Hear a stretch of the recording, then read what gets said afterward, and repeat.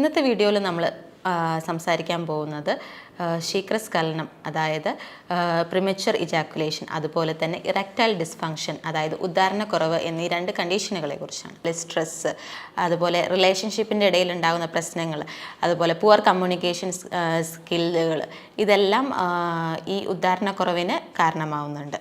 Called shower അല്ലെങ്കിൽ called girdle pack എടുക്കുക എന്നുള്ളത്. കോൾഡ് ഗേർഡിൽ പാക്ക് ഒരു 45 മിനിറ്റ് എടുക്കുകയോ അല്ലെങ്കിൽ കുറച്ച് നേരം കോൾഡ് ഷവർ എടുക്കുകയോ ചെയ്യുകയാണെങ്കിൽ ഇത് ലിംഗത്തിലേക്കുള്ള ബ്ലഡ് സർക്കുലേഷൻ കൂട്ടാനായിട്ട് വളരെയധികം ഹെൽപ്പ് ചെയ്യുന്ന ഒന്നാണ്. നമസ്കാരം, ഞാൻ doctor Athira, chief physician, Bhoomi natural cure and wellness, Koottanad. ഇന്നത്തെ വീഡിയോയിൽ നമ്മൾ സംസാരിക്കാൻ പോകുന്നത് ശീഘ്രസ്ഖലനം, അതായത് പ്രിമച്വർ ഇജാക്കുലേഷൻ, അതുപോലെ തന്നെ ഇറക്ടൈൽ ഡിസ്ഫങ്ഷൻ, അതായത് ഉദ്ധാരണക്കുറവ് എന്നീ രണ്ട് കണ്ടീഷനുകളെ കുറിച്ചാണ്. ഏറ്റവും കൂടുതൽ ആളുകൾ മടി കാണിക്കുന്ന, പറയാനായിട്ടും അതുപോലെ തന്നെ ഡോക്ടേഴ്സിനെ കൺസൾട്ട് ചെയ്യാനായിട്ടും മടി കാണിക്കുന്ന ഒരു കണ്ടീഷനാണ് ഉദ്ധാരണക്കുറവ് എന്ന് പറയുന്നത്.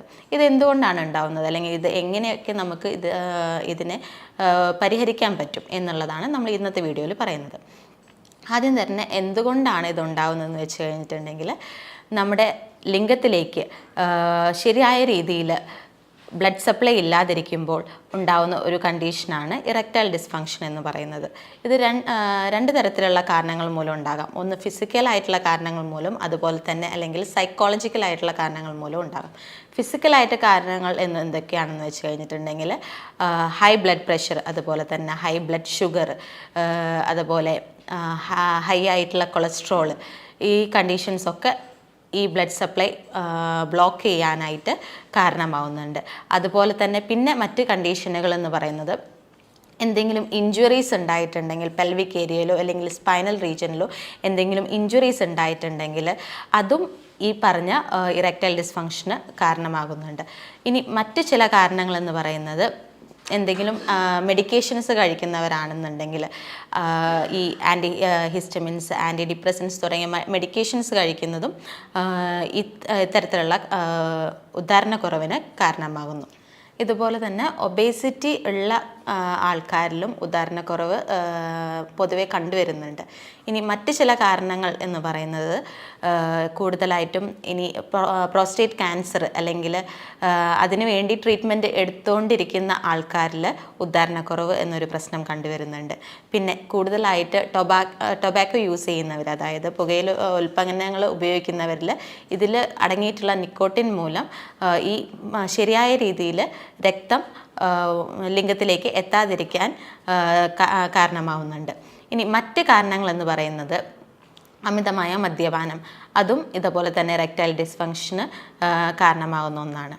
പിന്നെ ഹാർട്ട് ഡിസീസ് ഉള്ളവർ, അങ്ങനെയുള്ള ആൾക്കാരിലും കൂടുതലായിട്ട് ഈ ഉദ്ധാരണക്കുറവ് കണ്ടുവരുന്നുണ്ട്. അതുപോലെ തന്നെ ടെസ്റ്റോസ്റ്റെറോണിൻ്റെ ലെവൽ കുറവുള്ള ആൾക്കാരിലും ഉദ്ധാരണക്കുറവ് കണ്ടുവരുന്നുണ്ട്. ഈ ഫിസിക്കലായിട്ടുള്ള കാരണങ്ങൾക്ക് പുറമെ സൈക്കോളജിക്കലായിട്ടുള്ള കാരണങ്ങളും ഉദ്ധാരണക്കുറവിന് വഴിവെക്കുന്നുണ്ട്. അതിൽ ആദ്യത്തെ കാരണം എന്ന് പറയുന്നത് ഡിപ്രഷൻ, ആൻസൈറ്റി തുടങ്ങിയ കണ്ടീഷൻസ് ഇറക്ടൈൽ ഡിസ്ഫങ്ഷൻ ഉണ്ടാക്കുന്നു. അതുപോലെ സ്ട്രെസ്സ്, അതുപോലെ റിലേഷൻഷിപ്പിൻ്റെ ഇടയിൽ ഉണ്ടാകുന്ന പ്രശ്നങ്ങൾ, അതുപോലെ പുവർ കമ്മ്യൂണിക്കേഷൻ സ്കില്ലുകൾ, ഇതെല്ലാം ഈ ഉദ്ധാരണക്കുറവിന് കാരണമാവുന്നുണ്ട്. ഈ ഉദ്ധാരണക്കുറവ് മൂലം ഉണ്ടാകുന്ന കോംപ്ലിക്കേഷൻസ് എന്ന് പറയുന്നത് സ്ട്രെസ്സ്, ഡിപ്രഷൻ എന്നീ കണ്ടീഷനിലേക്ക് ഇത് കൊണ്ട് എത്തിക്കുന്നതാണ്.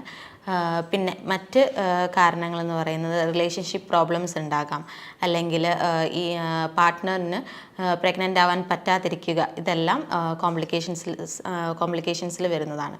ഇനി ഇതുപോലെ തന്നെ മറ്റൊരു കോംപ്ലിക്കേഷനായിട്ട് നിൽക്കുന്ന ഒന്നാണ് ഹാർട്ട് അറ്റാക്ക് എന്ന് പറയുന്നത്.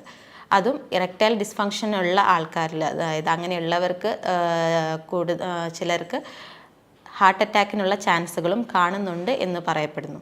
ഇനി ഈ ഒരു കണ്ടീഷനെ നമ്മൾ എങ്ങനെയൊക്കെ നമുക്ക് പരിഹരിക്കാം അല്ലെങ്കിൽ കൺട്രോളിൽ നിർത്താം എന്നുള്ളതാണ് നമ്മൾ അടുത്തായിട്ട് നോക്കാൻ പോകുന്നത്. ആദ്യം തന്നെ നമ്മൾ ഡയറ്റ്, ഈ കണ്ടീഷൻ ചേഞ്ച് ചെയ്യാനായിട്ട് നമ്മൾ ഡയറ്റിൽ ചെറിയ ചെറിയ മാറ്റങ്ങൾ നമുക്ക് വരുത്താവുന്നതാണ്. കൂടുതലായിട്ട് പാല്, അതുപോലെ തന്നെ പാൽ ഉൽപ്പന്നങ്ങൾ, നെയ്യ്, അതുപോലെ മോര്, തൈര് തുടങ്ങിയവ നമ്മുടെ ഭക്ഷണത്തിൻ്റെ ഡെയിലി ഡയറ്റ് പ്ലാനിലേക്ക് ആഡ് ചെയ്യാവുന്നതാണ്. അതുപോലെ തന്നെ ഒമേഗ 3 റിച്ച് ഫുഡായിട്ടുള്ള ചെറിയ മത്സ്യങ്ങൾ നമുക്ക് ഈ ഡയറ്റ് പ്ലാനിലേക്ക് ആഡ് ചെയ്യാം. അതുപോലെ നട്ട്സ്, സീഡ്സ് കൂടുതലായിട്ട് കഴിക്കാനായിട്ട് ശ്രദ്ധിക്കുക. കൂടുതൽ ഗ്രീൻ ലീഫി വെജിറ്റബിൾസ്, അതുപോലെ വെജിറ്റബിൾസ് കൂടുതലായിട്ട് നമ്മുടെ ഡയറ്റ് പ്ലാനിലേക്ക് ആഡ് ചെയ്യാനായിട്ട് നോക്കുക. പിന്നെ നമുക്ക് ചെയ്യാൻ പറ്റുന്നത് ഒണിയൻ, അതുപോലെ തന്നെ ഗാർലിക്, ഉള്ളിയും വെളുത്തുള്ളിയും ഒക്കെ നമ്മുടെ ഡയറ്റിലേക്ക് ആഡ് ചെയ്യുന്നതും ഇതിന് നല്ലതാണ്.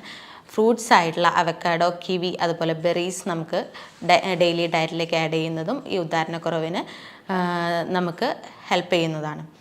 അപ്പോൾ നമുക്ക് ഇത്രയും കാര്യങ്ങൾ നമുക്ക് ഡയറ്റിലൂടെ ചെയ്യാം. ഇതുപോലെ തന്നെ ബീട്രൂട്ട്, പൊംഗ്രാനൈറ്റ് തുടങ്ങിയ ഭക്ഷണ പദാർത്ഥങ്ങളും നമുക്ക് ഡെയിലി ഡയറ്റ് പ്ലാനിലേക്ക് ആഡ് ചെയ്യാവുന്നതാണ്. ഡ്രൈഡ് ഗ്രേപ്സ്, അതായത് ഉണക്കമുന്തിരി കുറച്ച് നേരം സോക്ക് ചെയ്ത് വെച്ച് അത് കഴിക്കുന്നതും വളരെയധികം നല്ലതാണ്. ഇതുപോലെ തന്നെ നമുക്ക് ഡയറ്റ് അല്ലാതെ മറ്റ് പല കാര്യങ്ങളും നമുക്കിതിന് ചെയ്യാൻ പറ്റും. പക്ഷെ അതിന് മുന്നേ നമുക്ക് എന്തൊക്കെ കാര്യങ്ങൾ ഇതിൽ അവോയ്ഡ് ചെയ്യണം, ഫുഡിൽ എന്തൊക്കെ കാര്യങ്ങൾ അവോയ്ഡ് ചെയ്യണം എന്ന് പറയേണ്ടതുണ്ട്. നമുക്ക് ആവശ്യമില്ലാതെ നമ്മളിപ്പോൾ പുറമെന്ന് കഴിക്കുന്ന ജങ്ക് ഫുഡ്സ്, അതുപോലെ പ്രോസസ്ഡ് ഫുഡുകളെല്ലാം പരമാവധി ഒഴിവാക്കാനായിട്ട് നോക്കുക. അതുപോലെ തന്നെ കൂടുതൽ സ്വീറ്റ്, അതുപോലെ തന്നെ കൂടുതൽ ഓയിലി ആയിട്ടുള്ള ഫുഡുകൾ പരമാവധി ഒഴിവാക്കാനായിട്ട് നോക്കുക. ഇതോടൊപ്പം തന്നെ നമുക്ക് ഒഴിവാക്കേണ്ട 2 കാര്യങ്ങളാണ് സ്മോക്കിങ്ങും അതുപോലെ തന്നെ ആൽക്കഹോൾ കൺസംഷനും, അതായത് മദ്യപാനവും. ഇത് രണ്ടും ഇറക്ടൈൽ ഡിസ്ഫങ്ഷന് വളരെ വലിയൊരു റോള് വഹിക്കുന്നുണ്ട്. ഇത് രണ്ടും കംപ്ലീറ്റ് ആയിട്ട് തന്നെ അത് നമ്മൾ ഒഴിവാക്കിയാലേ നമുക്ക് ഇതിന് എന്തെങ്കിലും ഒരു റിസൾട്ട് കിട്ടുകയുള്ളൂ. നമുക്ക് ഡയറ്റ് ശ്രദ്ധിക്കുന്നതോടൊപ്പം തന്നെ ചെയ്യേണ്ട മറ്റൊരു കാര്യമാണ് എക്സസൈസുകൾ. ഈ ചെറിയ എക്സസൈസുകൾ ചെയ്യുന്നത് നമ്മുടെ ശരീരത്തിനെയും അതുപോലെ തന്നെ മനസ്സിനെയും ഹെൽത്തിയായി വെക്കാനായിട്ട് ഇത് ഹെൽപ്പ് ചെയ്യുന്നു. ഇത് നമുക്ക് സ്ട്രെസ്സ്, മറ്റ് ടെൻഷൻസ് എല്ലാം ഒഴിവാക്കാനായിട്ട് ഹെൽപ്പ് ചെയ്യുന്ന ഒന്നാണ്.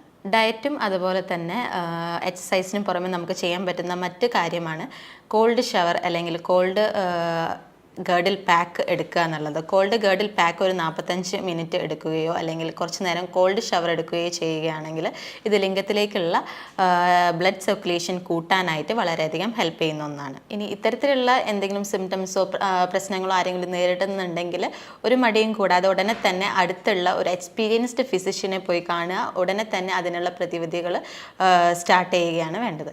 ഈ പറഞ്ഞ കാര്യങ്ങളിൽ എന്തെങ്കിലും സംശയങ്ങളുണ്ടെങ്കിൽ താഴെ പറഞ്ഞിരിക്കുന്ന നമ്പറിൽ കോൺടാക്റ്റ് ചെയ്യുക. ഇനിയൊരു നല്ലൊരു വീഡിയോ കാണുന്നത് വരെ നന്ദി, നമസ്കാരം.